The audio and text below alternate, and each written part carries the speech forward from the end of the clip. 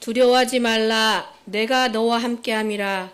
놀라지 말라. 나는 내 하나님이 됨이라. 내가 너를 굳세게 하리라. 참으로 너를 도와주리라. 참으로 나의 의로운 오른손으로 너를 붙들리라. 하나님 아버지, 하나님의 자녀로 거듭난 한 가족이 교회를 떠나게 돼서 정말 마음이 아픕니다. 저희들이 말씀과 기도로 바로 서지 못해 영적 전쟁에서 치열하게 싸우고 있는 느낌입니다. 이 시간 이후부터는 나의 의지가 아닌 성령의 뜻에 순종하는 삶을 살게 하옵소서. 아멘. 사람들 사이에 쌓여있는 담을 용서와 사랑으로 허물게 하시고 내가 입은 복음의 은혜를 다른 사람에게도 흘려보내게 하옵소서. 아멘. 3월부터 성도의 단합과 교제를 위해 동아리 활동이나 여러 가지 계획들이 있습니다. 사람의 마음에 많은 계획이 있을지라도 성취하시는 분은 하나님이심을 믿습니다. 아멘. 모든 일정 하나하나에도 주님께서 주관하여 주시옵소서. 아멘. 오늘 예배 시간 목사님을 통해 들려지는 말씀에 아멘으로 화답하며 은혜가 충만하게 하옵소서. 아멘. 하나님의 주권을 신뢰하며 그분께서 허락하신 복을 누리며 사시는 성도님들 되시길 원합니다. 아멘. 이 모든 말씀 예수 이름으로 감사기도 드립니다. 아멘. 아멘.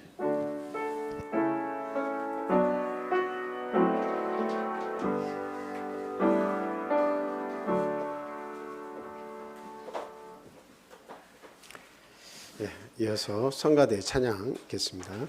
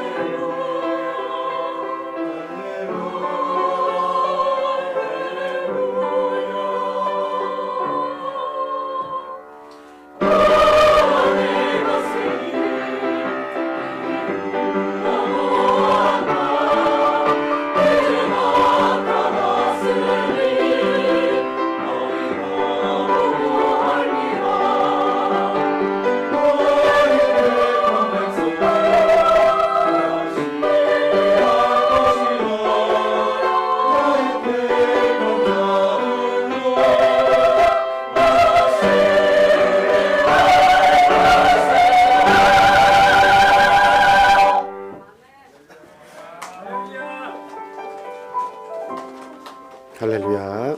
감사합니다.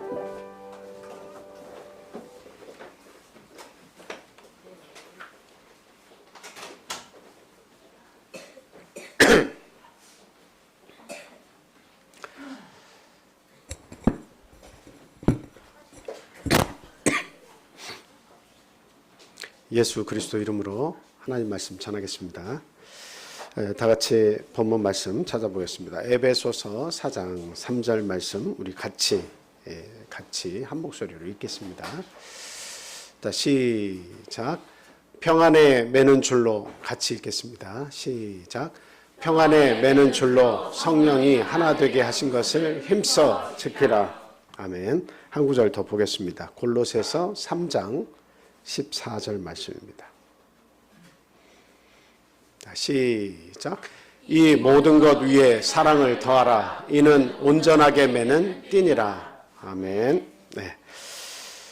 오늘은 우리가 힘써 지켜야 되는 것, 성령의 하나 되게 하신 것, 이 제목을 가지고 같이 은혜를 나눌까 합니다. 하나가 된다는 것은 무엇을 얘기합니까? 하나가 됐다라고 하는 것은 우리가 물질계에서 하나가 된다는 것은 성질이 같아진다는 거예요. 성질이 같아진다. 컵을 보셔도 이게 하나가 컵이 이렇게 만들어지려면 흙이라고 하는 그 종류가 있는데 이렇게 성질이 같은 것이 모여서 이렇게 구워져서 하나의 모양을 이렇게 갖추게 되죠. 마찬가지예요. 이것도 같이 보시면 이게 황동으로 되어 있는지 모르겠습니다만 어쨌든 이거 하나도 종도 어때요? 같은 성질을 가진 물질들이 모여져서 녹아져 가지고 하나의 모양을 갖추는 겁니다. 우리 사람들도 마찬가지겠죠. 각기 다른 어떤 삶을 살다가 뭐 다른 지역 또 심지어는 다른 언어, 다른 국가 이렇게 살고 있다 하더라도 그 많은 사람들이 모여서 하나가 된다고 하는 그 속에는 어떤 의미가 있는 겁니까?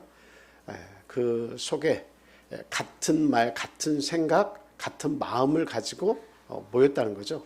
그래서 달리 표현하면 성질이 같아졌다. 그 기질이 과거의 자기의 기질을 버리고 하나가 되는 데에 그 기질이 맞춰졌다. 이렇게 볼 수가 있겠습니다. 그래서 하나가 된다는 것은 정말 중요한 거예요. 그래서 하나가 되어야만 어떤 형상이 만들어집니다. 왜 오늘날 우리 믿음 안에서의 우리 성도들은 어떤 형상을 회복하려고 애를 쓰는 거죠? 그리스도의 형상, 하나님이 처음에 우리에게 부여하신 그 형상을 회복하기 위해서 우리가 사는 거죠. 그래서 그 형상을 회복하기 위해서는 하나님이 주신 생각, 하나님이 주신 말씀, 하나님이 우리에게 부어주신 한 성령, 이것을 같이 마시고 그 안에서 같이 살게 되면 그리스도의 형상, 우리가 잃었던, 죄로 인해 잃었던 하나님의 형상을 회복하게 되는 것입니다. 그래서 성령이 하나 되게 하심을 우리는 힘써 지키도록 최선을 다해야겠다, 이런 말씀을 드립니다.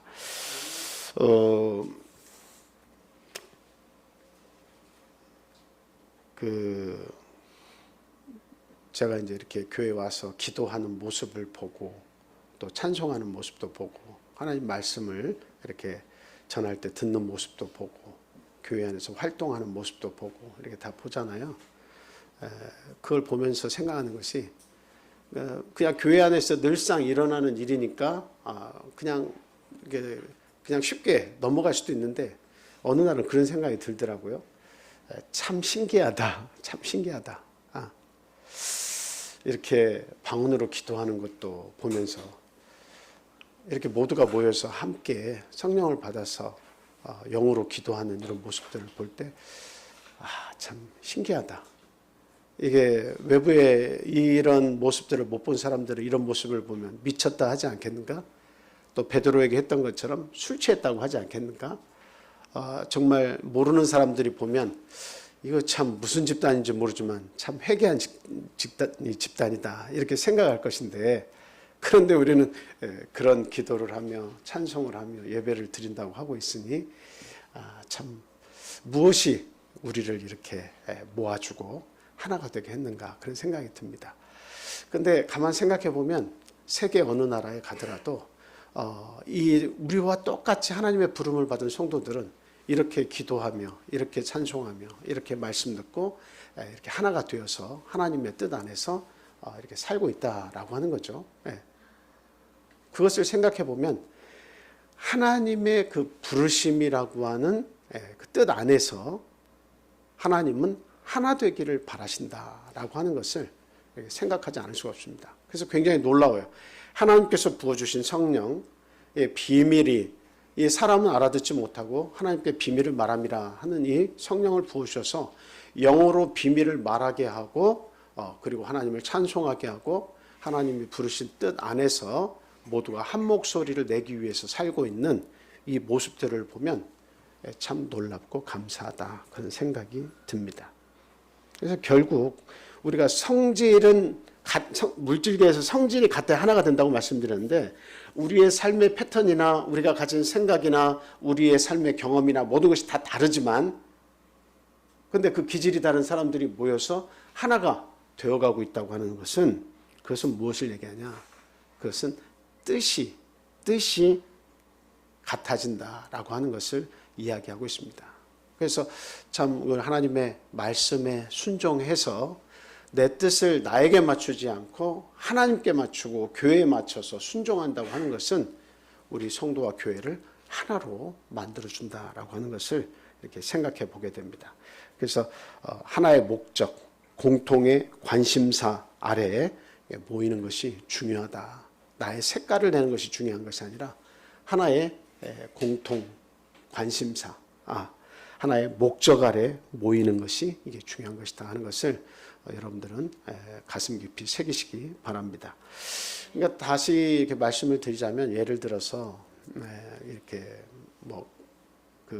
우리가 집을 짓기 위해서는 칼도 필요하고 줄자도 필요하고 그 다음에 드릴도 필요하고 망치도 필요하고 톱도 필요하고 그 각각의 성질들을 다 가지고 있는 거잖아요. 각각의 성질들을 다 개성이 뚜렷한 것들이에요. 그런데 목수가 하나 와가지고 그것을 다 자기의 그 연장 줄에다가 다 묶어 놓죠. 그리고 가서는 그 하나하나를 다 열심히 사용을 합니다. 줄자로 죄고 그리고 드릴로 뚫고 망치로 때려서 결국에는 아주 훌륭한 멋진 집을 완성을 하죠. 그래서 저나 여러분들이나 개성이 다 달라요. 어떤 분은 칼 같은 성격을 가지고 있고 어떤 분은 드릴 같은 성격도 가지고 있고 어떤 분은 아주 치밀한 자와 같은 그런 성격을 가지고 있고 각기 다 다른 분들이에요. 그런데 하나님은 예수 그리스도를 통해서 다 불러 모으셔가지고는 그 여러분들의 각기 개성들을 다 다르지만 가지고 가셔가지고 하나의 훌륭한 멋진 교회를 이렇게 완성을 해 주셨다라고 하는 사실입니다. 그거를 우리가 바라볼 때 그것을 바라볼 때 성격도 다르고 삶의 질도 다르고 모든 것이 다 다르다 할지라도 그리스도 안에서 하나님의 부름 안에서 우리는 충분히 뭐가 될 수 있다는 거예요. 하나의 목적과 공통의 관심사 안에서 하나를 이룰 수가 있다라고 하는 거예요. 그럼 하나가 안 되는 것은 무엇이냐면 성질이 다르다는 겁니다. 하나가 안 되는 것은 뭔가 성질이 다르다는 거죠. 그래서 성질이 다른 불순물이 이렇게 붙어 있으면 언젠가는 다 떨어져 나가게 돼 있어요. 성질이 다르다는 것은 분리된다고 하는 의미가 있어요. 왜 여러분 그 초등학교 때 말굽자석하고 책받침하고 철가루들을 이렇게 뿌려놓고 그것을 이렇게 잡아당기는 실험을 많이 하셨을 거예요. 그죠? 거기에 톱밥을 같이 섞어가지고 막 이렇게 흐트러 놓은 다음에 말굽자석을 책받침 밑에 딱 대가지고 이렇게 끌어당기면 어떻습니까? 뭐만 모이죠? 철가루들만 모여요. 결국은 무슨 말이에요? 그게 같은 성질은 모이게 돼 있다라고 하는 거예요. 같은 성질은. 우리가 믿음이라는 것도 하나님께서 주시는 은혜입니다. 하나님께서 주시는 은혜예요. 아무나 그것을 아멘하고 받아들일 수 없는 거예요. 때가 되면 무르익으면 하나님이 부르실 사람은 다 하나님의 구원 안에 들어오게 돼 있어요. 그래서 우리가 너무 심히 걱정 안 하셔도 됩니다. 너무 고민 안 하셔도 됩니다. 하나님이 부르실 자는 반드시 부르십니다. 그리고 그 믿음이라고 하는 것은 내가 어떻게 한다고 해서만 꼭 그것이 믿음이 들어온 게 아니에요. 믿음은 선물이에요. 하나님의 은혜고 하나님이 주시는 선물이에요. 왜 어떤 사람은 그것이 쉽게 내 안에 들어오지만 어떤 사람은 그 은혜라고 하는 것이 내 눈앞에 코앞에 있어도 그것을 깨닫지 못하고 받아들이지 못하고 믿지 못하는 경우도 많이 있습니다. 우리는 물론 그것을 안타깝게 여기고 우리가 기도함을 통해서 우리가 더욱더 우리의 부족함을 깨닫고 하나님께 기도하고 매달려야 되겠죠. 그러나 그 당사자 한 사람 한 사람의 몫은 무엇이에요? 하나님의 은혜를 받을 마음이 되었느냐 되지 않았느냐, 그것을 스스로가 생각을 해야 됩니다. 그래서 때가 되면 하나님이 부르신다. 때가 되면 구원받을 자는 하나님께서 은혜를 주신다라고 하는 사실을 알고 하나의 목적과 공동 관심사에 우리가 목표를 두었으면 어때요? 나의 색깔을 버리는 것이 중요하다라고 하는 겁니다. 그래서 지금도 우리 안에 내 색깔이 살아있느냐 하는 것을 생각해 봐야 돼요. 아직도 내 안에 내 색깔이 살아있느냐. 하나님의 색깔을 맞추기 위해서 우리가 모였는데 하나님의 부름을 입은 사람들인데 내 색깔로 맞출 수가 있겠느냐라고 하는 거예요. 안 되죠. 하나님이 우리에게 주신 색깔에 나를 맞춰드리는 그것이 믿음인 것입니다. 그래야 교회는 하나가 되는 것이다 하는 것을 말씀을 드립니다. 이번 달부터 3월부터요 각종 우리가 동아리 활동을 합니다. 근데 동아리 활동을 하면서 저는 이제 염려되는 것이 하나 있어요. 저도 굉장히 긍정적이고 그리고 또 뭐 이렇게 막 염려하는 스타일이 아닌데 걱정이 되는 것이 하나 있어요. 저 나름대로는 이 동아리 활동을 통해서 이렇게 원하는 것이 하나 있어요. 뭐 그냥 시간을 막 느려가지고 그냥 안식일에 그냥 앉혀놓고 시간을 좀 무조건 많이 보내자 이런 뜻에서 할 일은 만무하겠죠. 뭐 때문에 우리가 동아리 활동을 하는가? 그것은 뭐냐면 우리 성도들이 더욱더 하나 되게 해야겠다. 그리고 하나님을 알아가는데 시너지 효과를 낼 수 있도록 우리가 이 동아리 활동을 해야 한다. 지금 이 얘기하고 있는 거예요. 그래서 이 동아리 활동을 통해서 성도 개개인 한 사람 한 사람이 연합이 돼야 돼. 연합이 돼야 돼. 그냥 하하하 웃고 즐기고 그 하루 시간대 때우는 것이 이게 중요한 게 아니에요. 나 안식일에 갔더니 동아리 활동 너무 즐거워 행복해. 그게 나쁘다는 게 아니고 그 자체가 목적이 아니라는 것을 분명히 아셔야 된다는 거죠. 제가 뭐 이렇게 팸플릿 오카리나 동호회에 안 들어오셨다고 제가 이게 조금 속상해서 이렇게 말씀드린 게 결코 아니라는 것을 좀 알아주세요. 그것 때문에 그런 게 결코 아닙니다.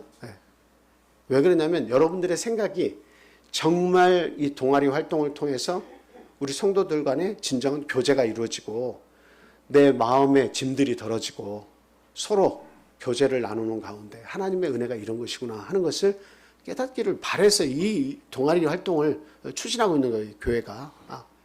근데 여전히 이 동아리 활동을 통해서도 한 목표, 한 목소리, 한 마음, 한 뜻, 성령의 하나 되게 하심에 그 속에 들어오지 못한다면 이 동아리 활동이 무슨 소용이 있겠느냐라고 하는 거예요.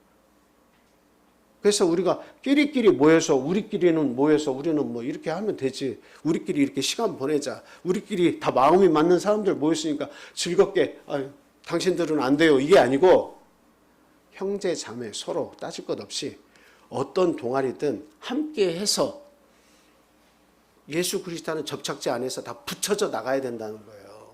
하나가 되는 것이 이게 목적이지 내가 즐겁자고 동아리 활동하는 게 결코 아니라는 겁니다. 그것을 우리가 분명히 알아야겠다.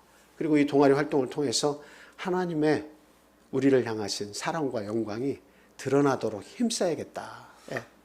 적어도 또 음식을 만드는 모임이라면 이것을 만들어서 성도들을 즐겁게 해서 그들의 마음을 하나님께로 더 인도해야겠다.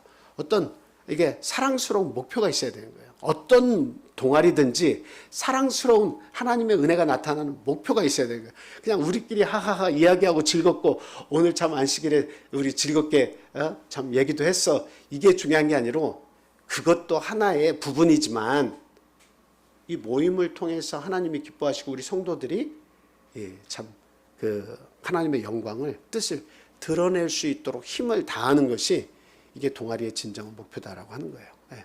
그래서 소외되는 사람이 없어야 됩니다. 소외된 사람이 단 한 사람도 없어야 돼요.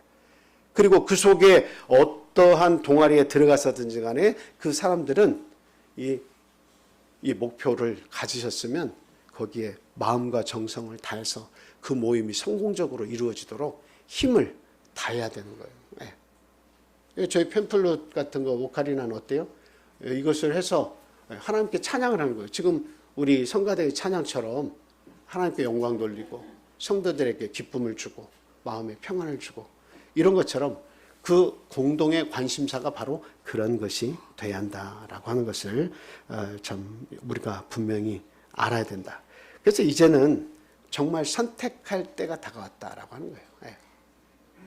예. 저는 이번에 참 그 라이종 자매님의 그 가정이 이런 어려운 결정을 하셨다라고 하는 이야기를 마지막 만나서 이야기하면서 그러실 수도 있겠다 그런 생각을 했습니다. 예. 아직까지 믿음이 안 생기고 사람들은 다 좋은데 내 안에 아직까지 믿음이 생기지 않는다. 그리고 뭔가 그 공통의 우리 모두의 공통의 관심사인 하나님의 성경 역사 이런 것들을 공부해 나가도 아직까지 어떤 마음의 진정한 깨달음이 오지 않는다. 어쩔 수 없는 거죠. 그게 얼마나 힘들겠습니까? 같은 목표, 같은 생각, 같은 뜻을 가지도록 말씀을 전하는데도 불구하고 그것이 내 안에 안 들어올 때마다 그 한 시간 한 시간을 이렇게 같이 여기 앉아 있는다는 것이 결코 쉬운 일 아니겠죠. 참고 2년이나 계신 것만 해도 참 감사하다는 생각이 듭니다. 근데 이제 그 속에서 그 당신이 이야기한 것은 참 안타깝지만 어떤 부분이냐면 10분 이해를 하면서도 당신의 친구분들이 다 계시는데 이 교회는 타협을 하지 않는 그런 모습이 있다. 나는 그것이 안타깝고 힘들어서 잠깐 교회를 쉬어야겠다 이런 말씀을 하세요. 타협을 하지 않는다. 그냥 다 예수님의 이름으로 침례를 받던 아버지와 아들과 성령의 이름으로 침례를 받던 모두가 다 예수 믿는 사람이고 우리가 믿는 하나님은 한 분이신데 다 인정하고 같이 성찬도 참석하고 그들도 인정하고 서로 인정을 해주면 다 편할 것인데 그리고 그들에게 교회에서 일감을 주어서 일하게 하면 그게 뭐가 문제냐 이런 생각을 가지고 계시더라고요. 그래서 그 다 맞다. 그 틀리다는 게 아니라 근데 이게 그 생각은 내가 충분히 이해하고 그렇게 했으면 좋겠다는 생각은 든다. 여전히 라이종 자매님 쪽에서 내가 쓰면 맞다고 하는 것이지만 그러나 하나님 편에서 서면 그거는 틀리다. 이 기독교라는 종교는 타협이 없다. 참 안타깝지만 타협이 없다. 타협해서도 안 된다. 우리 라이종 자매님 가정이 만약에 이 타협이 안 돼서 교회를 떠나는 한이 있어도 우리는 진리라고 하는 것은 타협을 할 수가 없다. 이렇게 말씀드렸어요. 안타까운 일이지만 타협이 안 된다. 당신은 그 타협이 안 되는 모습 때문에 힘이 들어서 더 이상 신앙생활을 하기 어렵다고 얘기하시지만 교회를 못 나오신다 할지라도 진리는 타협의 대상이 아니다. 그러나 우리는 기다려 드릴 수는 있다. 이렇게 말씀을 드렸습니다. 예배 시간을 조정도 하고 기도하는 어떤 시간적인 것도 조정을 하고 또 당신이 믿음을 가지기까지 우리가 기다려 줄 수는 있지만 하나님께서 하라고 하신 것을 안 하고 하나님께서 지켜야 된다고 하는 것을 지키지 않는 인정하지 말아야 될 것을 인정하는 그런 타협은 우리는 할 수가 없다. 이렇게 말씀을 드렸습니다. 그래서 오늘 여기에 모이신 저와 여러분들은 분명한 선택을 해야 돼요. 그냥 이렇게 술에 술 탄 듯 물에 물 탄 듯 그냥 이렇게 즐기면서 재미있는 생활로 교회 생활에 절반 발 디디고 사회생활에 절반 발 디디고 그냥 흘러가는 대로 즐겁게만 살 것인가, 아니면 거기에서 진정한 가치와 목적을 발견하고 거기에 내 마음을 다해서 하나님을 섬기는 일에 최선을 다할 것인가, 그것을 선택을 해야 돼요. 그 선택을 안 하면 어떻습니까? 시간만 낭비하는 거예요. 시간만 낭비하는 거예요. 1년이 가고 5년이 가고 10년이 가도 왜 이렇게 귀한 소중한 시간을 의미 없는 데다가 내가 가치를 두지 않는 데다가 왜 여기다가 시간을 투자하면서 여기에 모입니까? 내가 완전히 성질이 다고 뜻이 다르고 여기에 하나 되기를 힘쓰려고 하는 그 같은 마음과 뜻을 가지려고 하지 않는데 내가 여기에 앉아 있다고 하는 것은 얼마나 많은 낭비입니까? 그것이 1년이 되고 2년이 되고 10년이 된다고 한번 생각해 보세요. 우리의 삶 속에 그렇게 시간의 여유가 많이 있는 게 아니잖아요. 잠깐 있다가 사라지는 안개 같은 우리의 삶 속에서 우리의 이 모임이 소중하고 정말 하나님의 뜻을 나타내려면 우리가 모이기에 힘쓰고 같은 마음과 같은 뜻을 가지고 같은 말을 하는 그런 신앙을 우리가 회복할 수 있도록 노력을 해줘야 된다 이 말입니다. 그래서 우리가 이제는 선택을 해야 돼요. 어떻게 살겠다. 어떻게 살겠다. 이 선택을 분명히 하셔야 돼.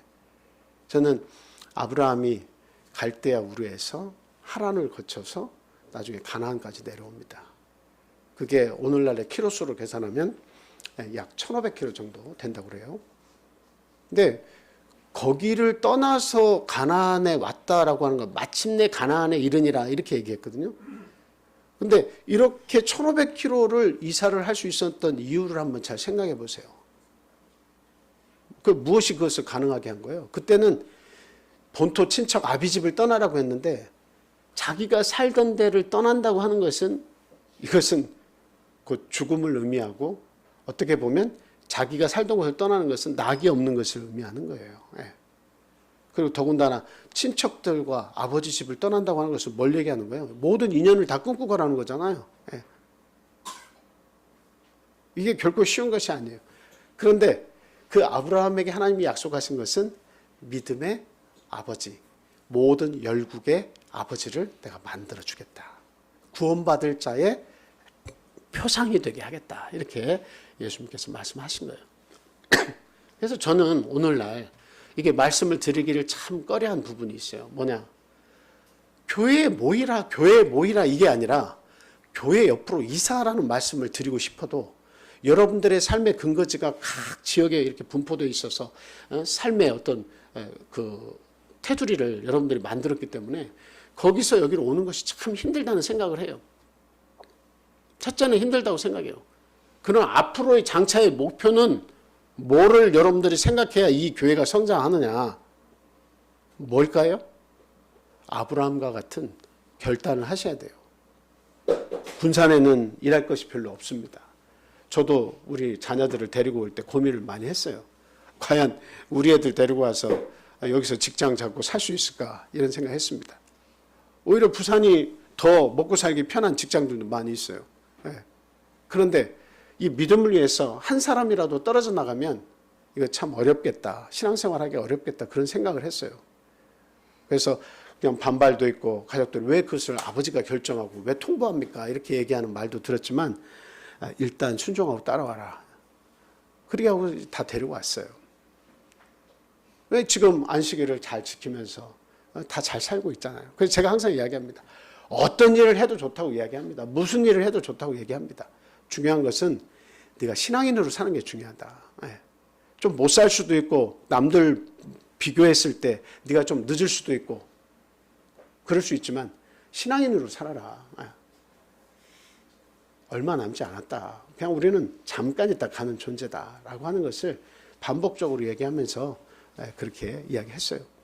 다 사라지는 겁니다. 그냥 아브라함과 같은 결단이 어렵기만은 한 것은 아니에요.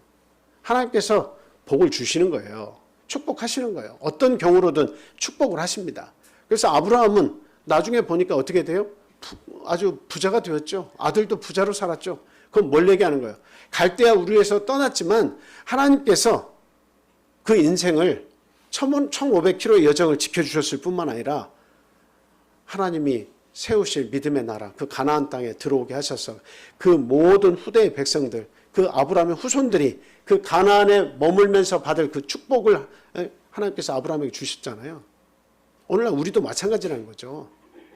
결국 내가 교회에 가까운 곳으로 이사하고 점점 많은 사람들이 모여야 이 교회가 힘을 얻고 힘을 받아서 우리 교회에 오는 많은 사람들에게 선한 영향력을 끼칠 수가 있는 겁니다.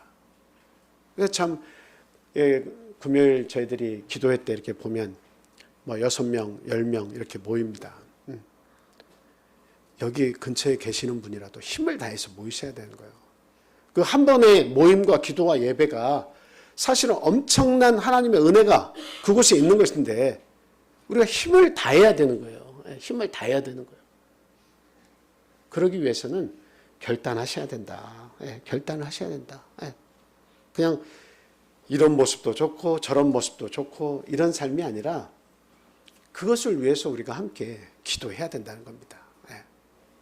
이렇게 교회에 오셨다가 나가는 분이 안타깝지만 그분들을 위해서 기도하셔야 되고, 진짜 기도는 이 교회를 위해서 같은 공동의 목표와 관심사를 가지고 있는데 어떻게 하면 그 뜻을 더 증폭시킬 수 있을 것이냐에 초점을 맞춰보세요. 그럼 하나님은 어떻게 우리가 움직이기를 바라시고 어떤 선택을 하기를 바라시는가 하는 것을 생각할 수가 있는 거예요. 그래서 정말 모여지는 곳으로 와야 됩니다. 우리 대학생들도 있지만 대학교도 마찬가지예요. 믿음 생활을 잘 할 수 있는 곳으로 와야 돼. 그래서 우리가 안타까운 것은 교회가 여러분들이 사는 대전에도 있고 전주에도 있고 서울에도 있고 경기도에도 있고 하면 제가 이런 말씀 드릴 필요가 없죠. 뭐 다 각자의 곳에서 하나님 섬기면 되니까.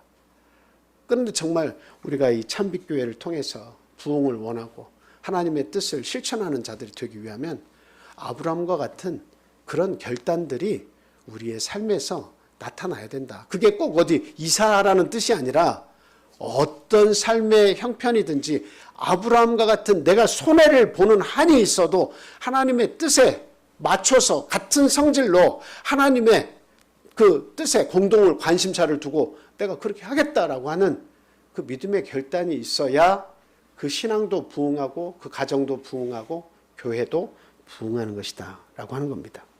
안 그렇겠어요? 그래야 하나님의 형상이 회복되죠. 내가 참 어려운 말씀을 드리는 거지만 당연한 말씀을 드리는 겁니다. 이것을 그냥 불가능하고 이건 안 되라고 하지 말고 우리가 함께 기도해 봅시다. 정말 앞으로 저는 교회를 이제 내년이면 교회를 건축을 하게 되는데 교회를 건축하는 이유도 그게 뭘까요? 그냥 아름다운 건축물을 져서 많은 사람들이 아유 교회 잘 졌네?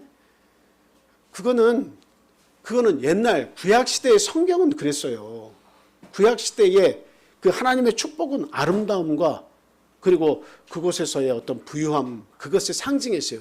아름다움과 거기에 어떤 큰 하나님의 은혜가 함께해서 하나님이 얼마나 아름다운 성전을 주셨나 이런 것이 함축이 되어 있어요. 그런데 오늘날의 성전은 성도들의 모임이에요. 얼마나 잘 모이냐가 그게 중요한 거예요. 그 외관이 중요하고 아름답고 이게 중요한 게 결코 아니에요. 아름다우면 좋겠죠. 근데 그게 중요한 게 아니에요. 얼마나 성도들이 잘 모일 수 있고 많이 모일 수 있고 성도들이 하나가 될 수 있는 공간이냐 이게 중요한 거예요. 그래서 성전의 모양이 에덴 동산에서부터 솔로몬 성전에서 수르바벨 성전에서 헤롯 성전에서 결국 예수 그리스도를 통해서 이제 성전이 없잖아요. 지금 어디로 간 거예요? 그 성전이 우리 성도들 개개인의 마음속으로 들어왔잖아요. 그러니까 우리 성도들의 모임이 곧 성전이라는 거죠. 너희가 하나님의 성전인 것을 알지 못하냐 이렇게 말씀하셨잖아요. 그래서 우리들이 모이는 곳이 이게 성전이에요. 그래서 앞으로는 얼마나 잘 모일 수 있느냐, 얼마나 자주 모일 수 있느냐, 얼마나 하나님의 영광을 드러낼 수 있느냐, 여기에 우리가 초점을 맞춰야 돼요. 그래서 우리가 교회를 짓는다라고 하는 것도 굉장히 중요한 사실이지만 그러나 지어놓고도 우리가 금요일날 기도회 하는데도 거기에 그 큰 성전에 그 1200평 넘는 땅에다가 교회를 아름답게 건축해놓고 모이는 인원이 8명이나 10명 모여놓고 그 차가운 그 분위기 속에서 하나님께 예배 드린다 할 때 물론 우리도 최선을 다해서 예배 드려야겠죠. 어떤 인원이든. 하나님은 참 쓸쓸하실 것이다. 그런 생각이 듭니다. 그래서 우리가 어떤 사랑의 말, 사랑의 행동 모든 것이 다 중요하지만 지금은 우리가 결단을 할 때다. 앞으로 어떻게 살겠습니다. 어떻게 살기를 원합니다. 지금 당장 어렵지만 어떻게 내 삶과 내 가족의 삶이 가기를 원합니다라고 하는 것을 우리가 결단을 하고 그것을 위해서 다 모아야 돼. 어디에 있어도 이쪽으로 와라, 이쪽으로 와라. 모아야 돼. 모아야 힘이 생기는 거예요. 모여야, 뭉쳐야 힘이 생기는 거예요. 그러니까 응집이 안 되니까 많은 의견이 있지만 참 하나의 힘을 이렇게 나타내기가 사실 쉽지가 않습니다. 그래서 저는 오늘 말씀을 통해서 이 세 가지 말씀을 드리는 거예요. 과연 우리가 믿음을 이렇게 원한다면 버릴 것이 뭐냐라고 하는 겁니다. 버릴 것이 뭐냐. 첫째, 저는 베드로가 그리스도 안에서 성도들과 하나 되기 위해 버린 것이 있다라고 하는 것을 먼저 말씀을 드리는데, 여러분도 잘 아시는 거예요. 뭐를 버렸죠? 베드로가 그리스도의 제자 가운데 한 제자가 되기 위해서 버린 것이 뭐죠? 배와 그물, 그리고 또 하나 있어요. 아버지, 그 부모를 버리고 예수님을 쫓았습니다.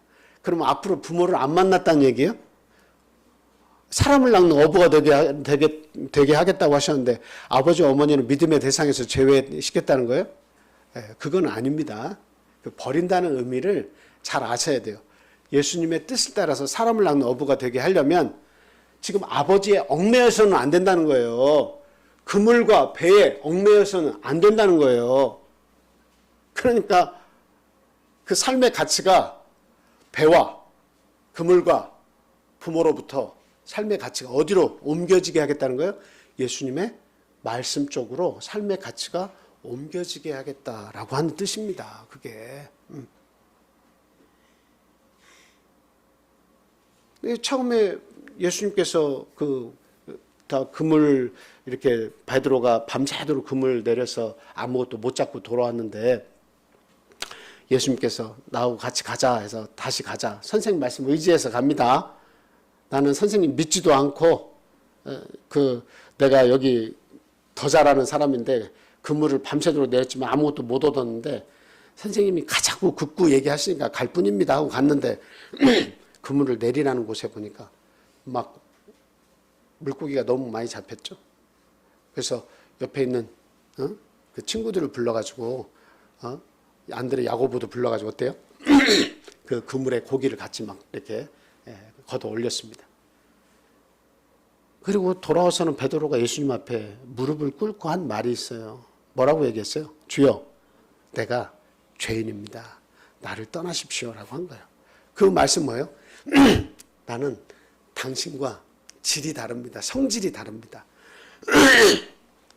당신 같은 분은 나와 함께 있으면 안 됩니다. 나는 죄인이고 당신은 이 놀라운 일을 행할 수 있는 분이라면 분명 하늘에서 오셨건 다른 분이라는 것을 내가 직감했습니다. 나는 죄인이니까 나와 성질이 다른 분이라 나를 떠나십시오. 이렇게 얘기한 거예요. 참 겸손한 거죠. 이게 진짜 표현이에요. 근데 예수님께서 하신 말씀은 참 의외의 말씀하셨어요. 이제부터는 네가 사람을 낚는 어부가 되게 하겠다. 이렇게 말씀하신 거죠. 그건 뭐예요? 예수님께서 나와 같은 공동의 관심사를 가지고 내가 너를 일하도록 하겠다라고 하는 거죠. 네가 스스로 죄인이라고 하고 나와 질이 다르다고 얘기하지만 그러나 나는 너에게 일을 주어서 공동의 관심사, 하나님이 주시고 하나님이 이루실 모든 계획을 너와 함께 이루기를 원한다. 이렇게 얘기하신 거예요. 베드로에게 그 말씀이 탁 마음 깊숙이 꽂힌 거예요. 변화가 일어난 거예요. 하나님의 말씀이 그냥 귀에 그냥 막 지나가면서 들리는 장사치가 하는 막 그런 말처럼 들렸다 사라지고 이런 말씀이 아니고 정확하게 예수님은 하늘에서 오신 분. 정말 이분은 정말 우리하고 다르신 분. 그것을 깨달은 찰나에 예수님이 하신 말씀을 들었을 때 마음속에서 변화가 일어난 거죠. 그리고 결단을 하게 된 겁니다. 그래서 배, 그물, 아버지보다 더 중요한 가치가 있다는 것을 그때 깨달은 거예요. 결단을 한 사람은 삶이 무섭게 변화가 됩니다. 무서워지는 거죠. 변화가 되는 거예요. 네. 그래서 물론 뭐 한순간에 베드로가 확 변해가지고 막 믿음이 100배, 1000배 나아진 모습 된 건 아니죠. 아브라함도 마찬가지고 베드로도 마찬가지고 하나님께서 서서히 그 믿음을 올려주시는 거예요. 모든 삶의 모습들을 예수님이 본을 보여주시면서 하나님께서 아브라함에게는 그 모든 여정을 소화해내게 하시면서 어때요? 믿음을 최상으로 끌어올려 주시는 겁니다. 그래서 베드로는 가장 중요하게 여기고 생명같이 여겼던 배와 그물과 부모도 뒷전으로 하고 예수님의 말씀을 붙잡고 따르는 제자가 되었다. 물론 뭐 이렇게 그 집에도 왔다 갔다 하고 어머니가 아프셔서 열병을 앓으실 때도 예수님께서 모셔와가지고 열병을 낫게도 하고, 장모님 베드로의 장모도 열병을 낫게 하고 뭐 이런데 다 이렇게 한 것으로 보면 부모에게 전혀 관심을 안 두고 살 사람은 절대 아닙니다. 가치가 바뀌었다는 거예요. 가치가. 마태복음 19장 29절 말씀 보겠습니다.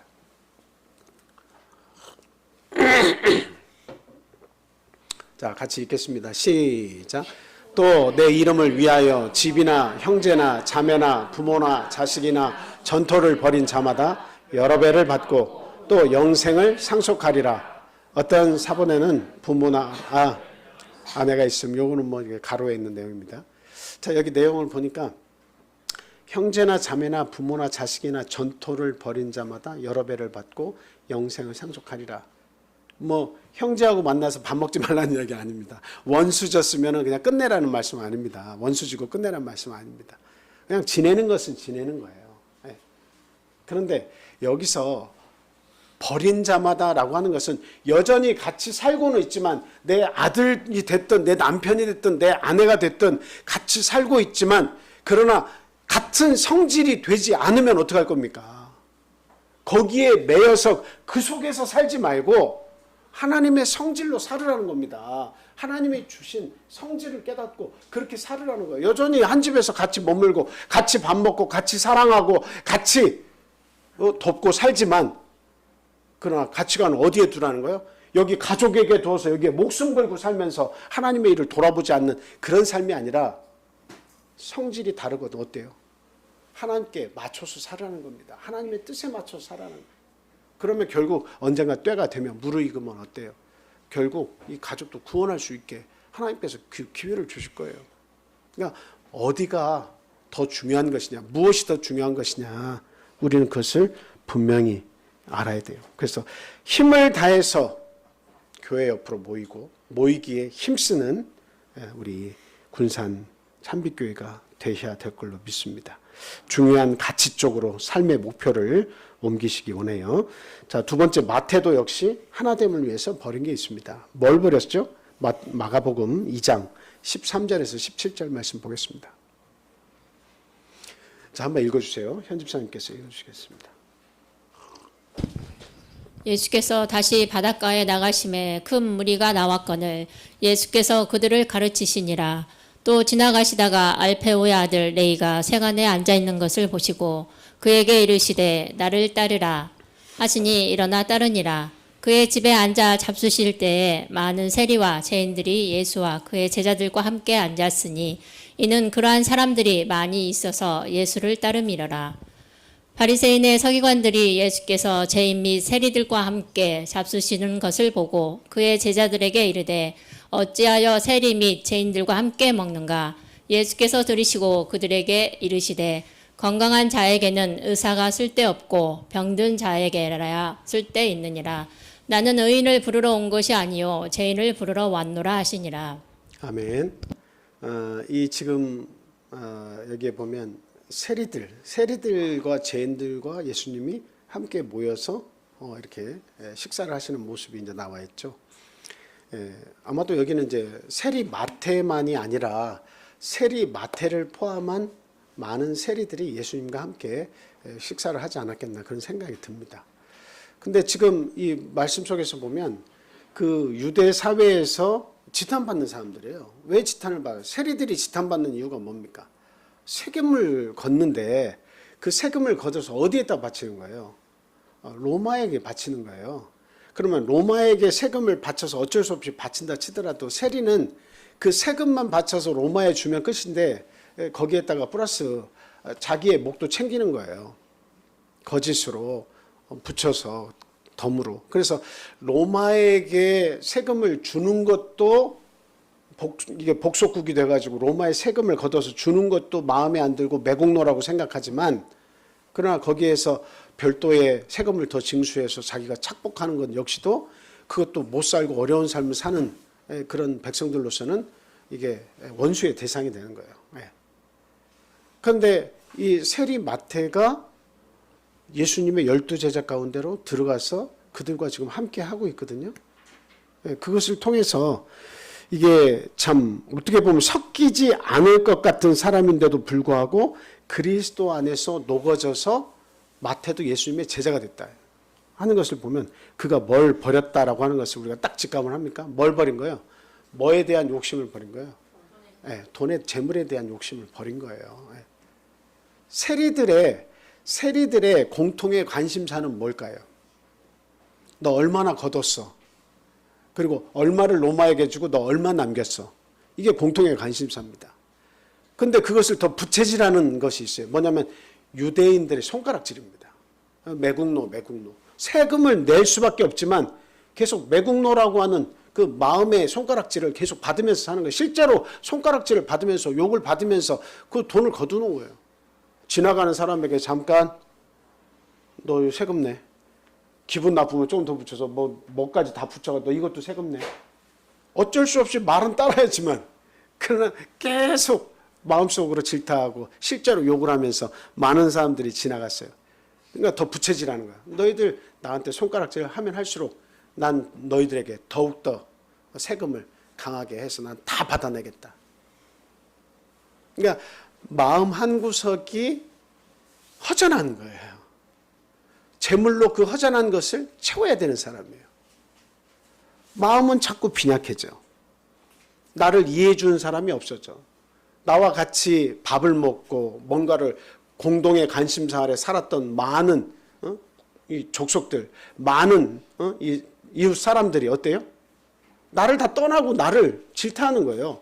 그러니까 내 마음이 자꾸 공허해지니까 그것을 채울 수 있는 길은 세금을 많이 걷어가지고 이거 부를 창출하면서 이것으로 내 마음을 다스려 주는 겁니다. 그게 자기의 기쁨이에요. 그런데 그곳에 예수님께서 오신 겁니다. 예수님께서 지나가시면서 이야기하신 거예요. 누가복음 5장 27절 말씀 보겠습니다. 그러니까 그가 병든 자에게라 의원이 쓸데있다라고 하는 것은 그 죄인과 세리들이 병이 있다는 겁니다. 그 병은 뭐예요? 돈을 모으고 세금을 착복해도 병이 있다는 거죠. 마음의 병이 해결되지 않는 병이 있어서 예수님이 찾아오신 겁니다. 이거는 제가 여기에서 읽을 말씀이 아니네요. 그 본문 말씀 죄송합니다. 마가복음 2장 13절로 다시 돌아가 주세요.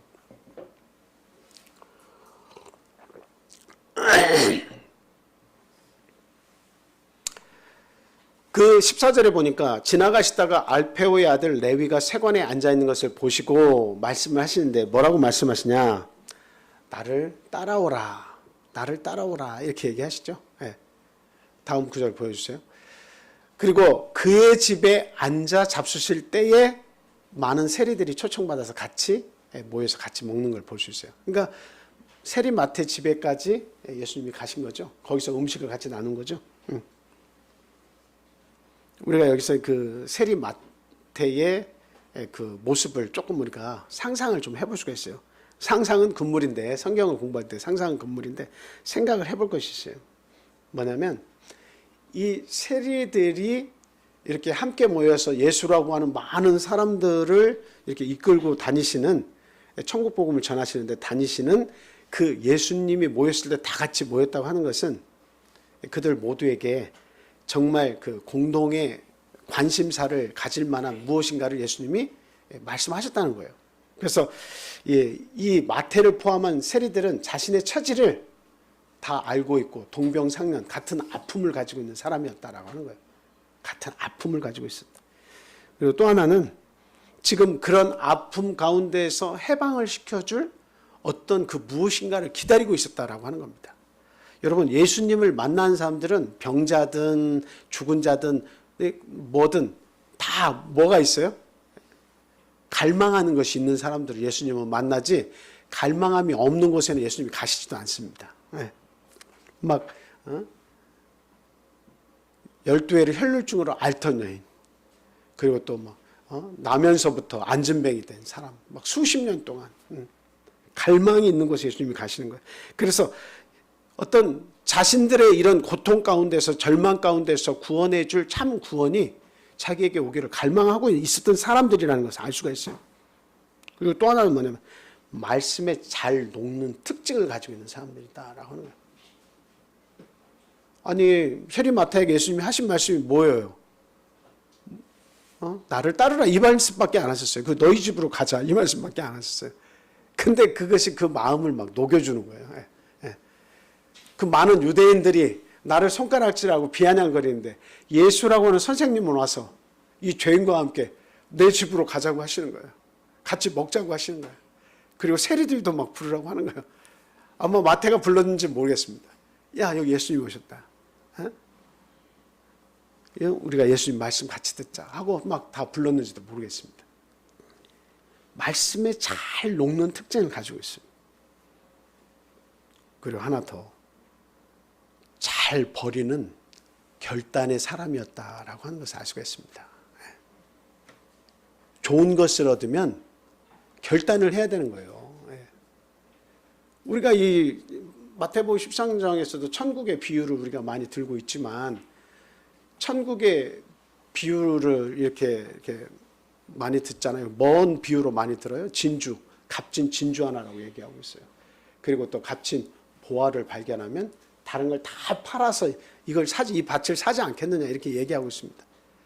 그러니까 우리가 지금 하나님 말씀 듣고 이렇게 신앙생활 하는 것의 그 가치를 내가 어디 가서 재밌게 노는 것과의 가치와 비교할 수 없다는 것을 알아야 그게 진짜 신앙인인 거예요.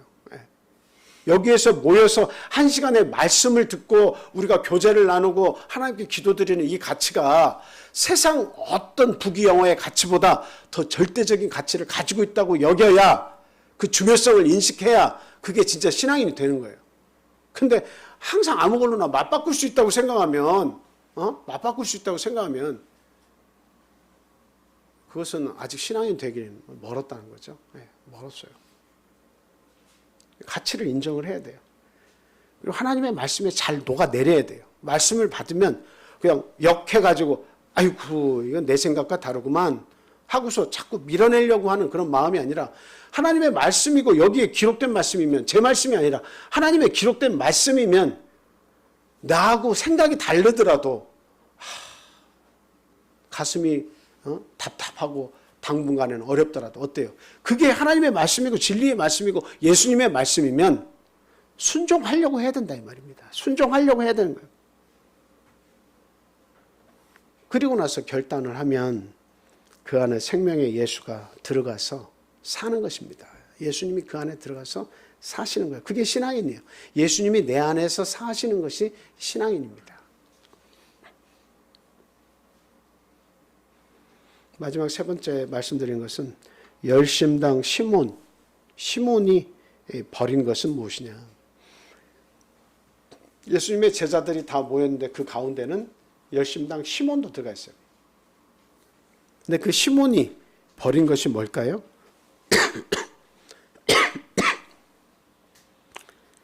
여러분들이 다 아시겠지만 열심당이라고 하는 것은 국가의 자기 국가가 지금 나라가 로마의 치하에 있잖아요.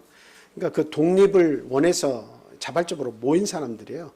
그렇기 때문에 그들은 무력으로 독립을 쟁취해야 된다. 로마와 싸워서 우리들의 주권을 회복해야 한다라고 주장하는 사람들이 열심당이에요. 근데 이 열심당의 그 핵심은 뭐냐? 무력이에요, 무력.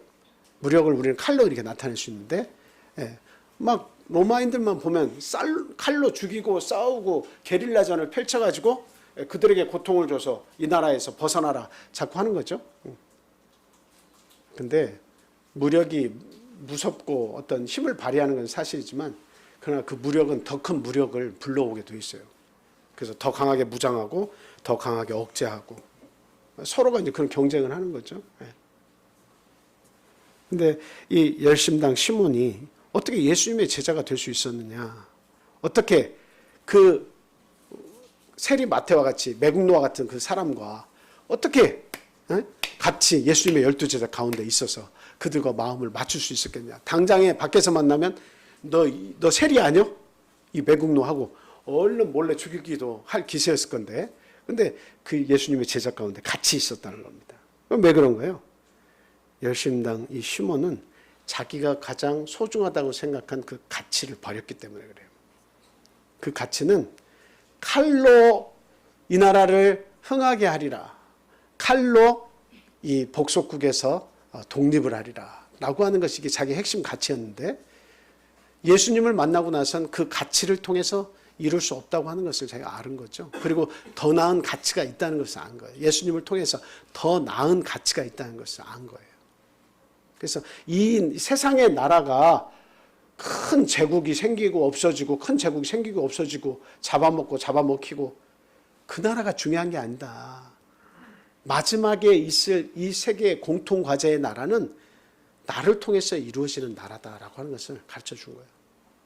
느부갓네살이 본 그 신상이 있었는데, 마지막에는 금, 은, 동, 철과 흙이, 진흙이 다 엉겨지게 있다가 나중에 뜨인 돌이 나타나서 그 신상을 다 부서뜨리고 나서 하나의 큰 무더기가 생기죠. 그게 예수님이 만드실 영원한 나라입니다. 예. 그래서 그 나라를 설명하니까 칼도 버린 거예요. 시몬은 칼도 버린 거예요. 그리고 그리스도 안에서 다른 생각들과 다 다른 생각을 가졌던 많은 제자들과 동화되어서 하나를 이루어냈다라고 하는 겁니다. 누가복음 6장 12절에서 16절 말씀 보겠습니다.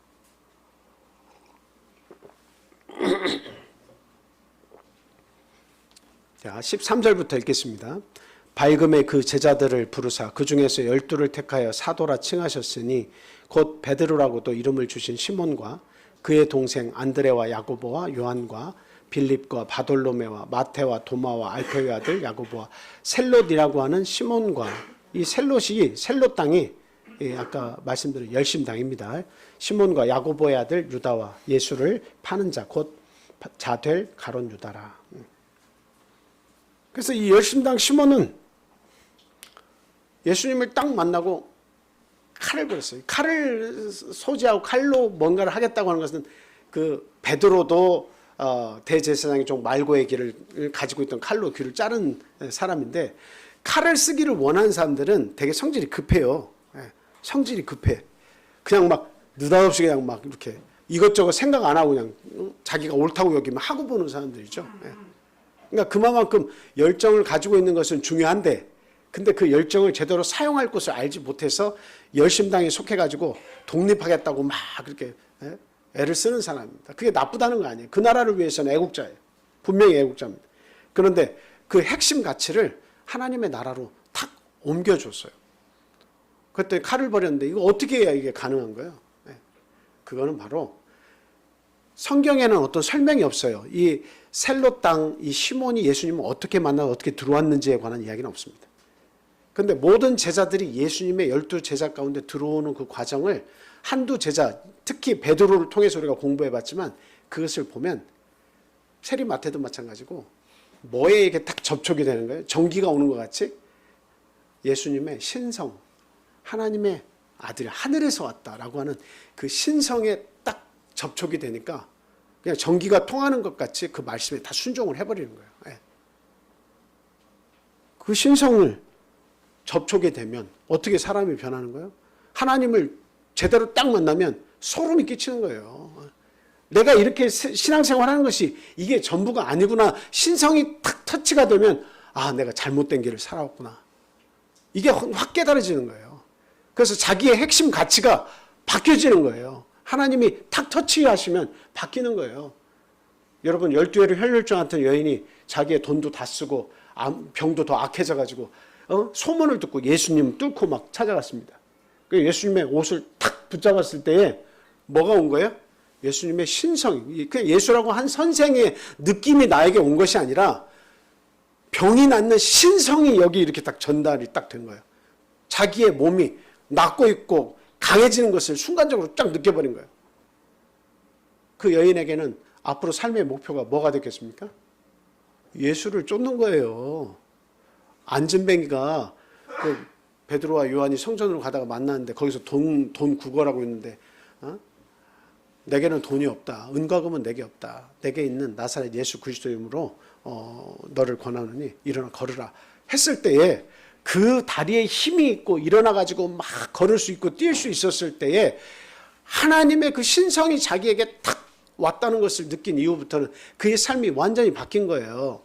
어디에 따라 삶의 목표를 바꾸겠습니까? 하나님께 영광 돌리는 대로 바뀌는 거예요. 저와 여러분들도 마찬가지입니다. 왜 주가 쓰시겠다 하라 이 말씀만 예수님이 하라고 한 겁니까? 이미 노새가 아니고 뭐라고 그래요? 나귀. 나귀를 묶어놓은 한 집에 그 주인은 어떤 사람이라는 겁니까? 이미 예수가 어떤 분이신지를 잘 알고 그 신성에 노출되어서 순종하는 사람이라는 겁니다. 그래서 너희가 그거 풀러도 된다. 그런데 혹 누군가가 왜 주인이 발견하고서 왜 나귀 남의 걸 가져가요? 이렇게 물었을 때 뭐라고 하라는 거예요? 주가 쓰시겠다 하라. 이건 뭐예요? 주님이 쓰시겠다고 하면 어떤 것이라도 드릴 준비가 되어 있는 사람이라는 거죠. 네. 오늘날 저와 여러분은 하나님이 쓰시겠다고 한 사람이에요. 베드로를 하나님이 쓰시겠다고 하니까 어때요? 배와 그물과 아버지도 버리고 예수님을 즉각적으로 따랐죠. 세리 마태도 역시 야 내가 너희 집에 가서 같이 먹기를 원한다. 나를 따라라. 그러니까 그냥 레위인들 레위란다 그 세리들을 다 모아가지고 어때요? 같이 음식을 차려놓고 예수님의 말씀에 막 모두가 집중하고 있죠. 다른 사람들이 욕하건 말건 하나님 말씀 듣잖아요. 우리가 이게 중요해요. 내가 하나님을 제대로 만났다. 나를 사랑하시고 나의 죄를 다 용서해 주시고 나의 허물까지도 다 제거해 주시고 안식일마다 주님 앞에 나왔을 때 내 마음을 아시고 참된 평안을 주신 하나님을 내가 안식일마다 만난다. 그 확인을 할 때마다 하나님의 짜릿짜릿한 사랑과 그 신성이 내 안에서 녹아내려야 되는 거예요. 그러면 저와 여러분들은 하나가 되는 겁니다. 옆에 있는 성도도 하나가 되는 거예요. 근데 거기에 감전되지 않고 거기에 아무 느낌도 없고 1년을 버티고 2년을 버티고 3년을 버티는데도 불구하고 하나님의 말씀이 그 속에서 녹아내지 않고 내 마음문은 딱 빗장걸어 두고 그 말씀을 받지 않으면 참 고독한 인생을 사는 거예요. 언젠가는 성질이 다르면 다 떠나가는 거예요. 아무리 안타까워도 다 떠나게 돼 있는 거예요. 여러분 마태복음 19장에서 부자 청년이 떠나갔죠? 부자와 나사로 이야기할 때 그 부자는 그렇게 잘 입고 잘 먹으면서도 그 거지 나사로 하나를 이렇게 돕는 일이 없었잖아요. 다 뭐 얘기하는 거예요? 결국은 인생의 목표가 다 어디에 있는 사람들입니까? 그게 인생의 목표가 다 땅에 있는 사람들이에요. 인생의 목표가 땅에 있는 부자 청년, 인생의 목표가 먹고 마시는 데 있는 부자. 결국에는 성질이 다르니까 나중에 갈 곳도 다 다르더라라고 하는 겁니다. 그래서 하나 될 수 없었던 이유는 이들이 부자 청년이나 그리고 부자와 나사렛의 부자가 하나님의 사람들과 하나가 될 수 없었던 것은 자신의 기득권을 버릴 줄 몰랐기 때문이다라고 하는 겁니다. 결단을 못하고 끌려다니는 삶을 산 거예요. 그게 가족이 되었든 그게 남편이 되고 아내가 되고 또 우리의 자녀가 되었든 거기에 묶여가지고 결단 없이 끌려가는 삶을 살게 되면 결국 하나님과 하나가 될 수가 없습니다. 공동의 목표 아래에 모일 수가 없는 거예요. 여러분들과 저는 삶의 목표가 어디 있습니까? 하늘에 있어야 됩니다. 이 세상에서 아무리 돈을 많이 번다 하더라도 예수님께서 어느 날 갑자기 내 생명 부르시면 오늘 밤 내가 내 영혼을 취한다 치자. 그 누구 것이 되겠느냐? 이렇게 물으시면 아무것도 아니에요. 그래서 저는 지금 좀 안타깝지만 러시아가 침공을 해서 우크라이나 전쟁을 일으켰는데 거기에서 인터뷰하는 사람들을 보면 눈물로 호소하잖아요. 내 사랑하는 가족들 다 어디 갔냐는 거죠. 내가 지금까지 다 만들어 놓은 이 재산들, 집, 그 그리운 집 다 어디로 갔냐는 거죠. 그리고 자기가 가진 지식들, 아주 뛰어난 지식학자고 뭐 다 가지고 있었어도 그 생명들 다 가져갔잖아요. 전쟁 1년이 지금 좀 넘었는데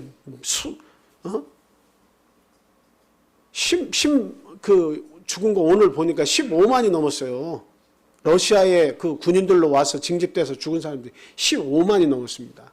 지금까지 1차, 2차 대전 하면서 아프가니스탄 전쟁을 통해서 러시아인들이 막 징집이 돼서 죽어간 사람들 다 합해도 그 숫자보다 지금까지 이 우크라이나 전쟁을 통해 죽은 사람이 더 많다는 거예요. 튀르키예에서 강진이 일어나서 막 5만 명, 몇만 명 막 이렇게 죽어가잖아요. 사람의 앞길은 몰라요. 이런 재난이 우리에게 오기를 바라고 그런 게 아닙니다.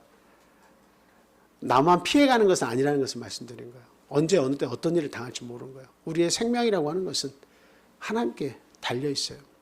그래서 하나님을 알고 믿는 것만큼 더 확실한 이 세상의 단어를 쓰자면 더 큰 보험은 없다.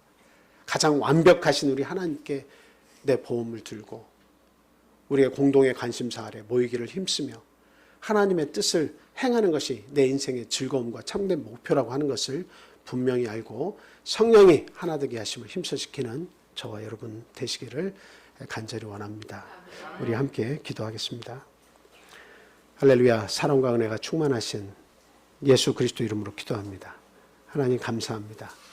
천지 만물을 지으시고 그 좋은 모든 것을 인간에게 허락하신 하나님, 우리 인간을 너무도 사랑하셔서 죄와 허물 가운데 빠졌음에도 불구하고 이 땅에 예수 그리스도를 보내셔서 대신 죄의 짐을 짊어지게 하시고 저희들을 자유케 하시고 천국의 영생의 길로 가도록 인도해 주시는 애 참으로 감사합니다. 하나님 진실로 저희들이 간절히 원하는 것은 우리 그리스도 안에서 우리가 하나 되기를 간절히 원합니다. 한 뜻을 가지고 하나의 공동 목표 아래 모여서 하나님의 선한 뜻을 우리 이웃에게 행하면서 사는 아름다운 하나님의 제자가 되기를 원하오니 하나님 저희들에게 거룩한 믿음을 허락해 주시옵소서. 하나님을 알아가면 알아갈수록 하나님의 그 귀하신 뜻을 알아서 그 말씀에 순종하고 그 순종함을 통해서 하나님의 역사를 보면서 살아가는 멋진 크리스찬이 다 될 수 있도록 하나님 은혜 베풀어 주시옵소서. 아직도 저희 안에 우리의 욕심들이 있고 아직도 내 안에 이 세상에 대한 이 땅에 대한 많은 미련들이 있어서 결단을 하지 못할 때가 있습니다. 하나님 그런 저희들을 불쌍히 여겨 주시옵소서. 아브라함이 그 모든 것을 포기하고 하나님의 말씀에 순종해 하나님이 주시겠다고 하는 가나안 복지를 향해 그 떠났던 그 믿음을 저희들에게도 허락하여 주시옵소서.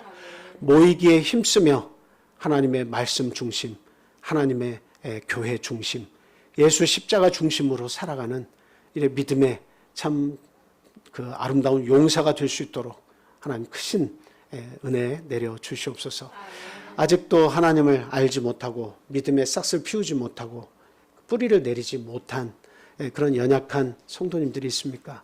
하나님 불쌍히 여겨 주시옵소서. 그들에게 생명의 말씀을 잘 간직하고 녹여낼 수 있는 믿음을 허락해 주셔서 하나님을 향해서 더욱더 뜨겁게 나아갈 수 있도록 그 발걸음이 옮겨질 수 있도록 하루하루 믿음을 더해 주시기를 간절히 소망합니다. 육신의 질병과 아픔과 고난 가운데 있는 우리 성도들이 있습니까? 하나님 돌아봐 주시옵소서. 그 육신이 건강하고 정신과 영혼이 건강해질 수 있도록 하나님 도와주시옵소서. 그리고 아직 멀리 떨어져서 하나님을 더 가까이 할 수 없는 그러한 사람들, 아직 하나님을 알지도 못하고 기회를 갖지 못한 우리 육신의 가족들, 우리의 부모들, 하나님 어디 있든지 하나님 그 영혼을 불쌍히 여겨주시고 때가 무르익을 때에 우리 주님 곁으로 하나님 인도해 주시옵소서.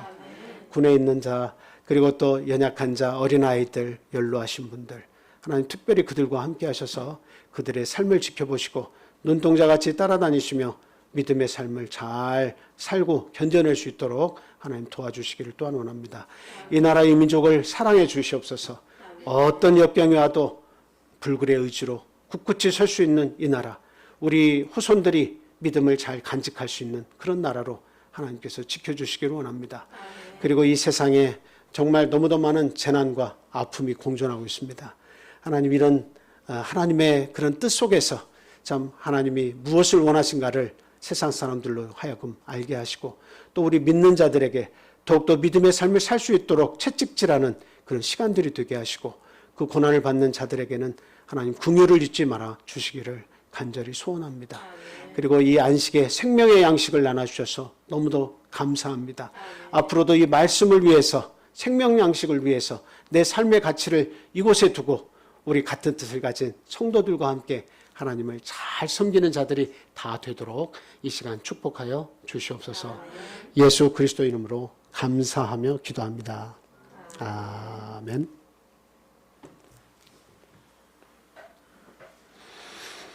찬송하시겠습니다. 493장입니다.